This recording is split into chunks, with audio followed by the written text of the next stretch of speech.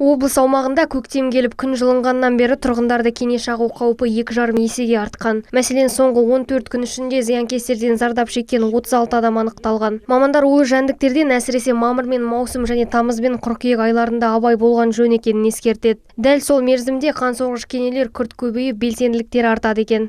За последнюю неделю было зарегистрировано Кененің көбейетін айларында денеге ашық түсті әрі жабық киім киіп, үсті-басты шашты үнемі тексеріп отыру керек. Егер осы кезеңде табиғат аясына шығатын болсаңыз, міндетті түрде сырт киімдерге кенеден қорғайтын дәрілік заттарды сепкен жөн.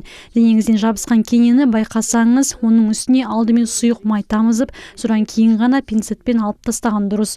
Оны бірден жұлып алуға болмайды, себебі кененің тұмсығы денеде қалып қоюы мүмкін. Егер осындай жағдай орын алса, йод ерітіндісін немесе спирт жағып дәрігер көмегіне жүгіну қажет.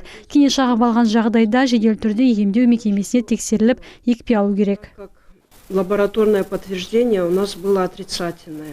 Улы жәндіктің шаққанынан туындайтын кене энцефалиті ауруы адамның орталық жүйке жүйесінің зақымдануына, жартылай және толық сал ауруына әкеліп соғуы мүмкін. Өткен 4 ай ішінде облыста аталмыш дерттің алдын алу мақсатында 1022 адам вакцина қойдырған.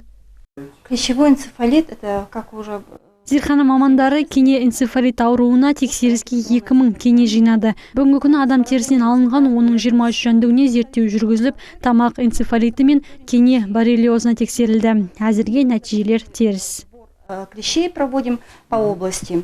Петропавлдың саябақтары мен гүлзарларының 189 гектар аумағына кенеге қарсы зарарсыздандыру жұмыстары жүргізілген. Биыл бюджеттен қансорғыш жәндіктермен күрес әдістеріне 2,990 мың теңге бөлінген. Сәуір айынан облыста тұрғындарды кене шаққан 96 жайт тіркелген, оның 40-ы кәмелеттік жасқа толмаған балаларда. Гүлімжан Қайырбекова, Қуаныш Әлтенов, Первый Северный.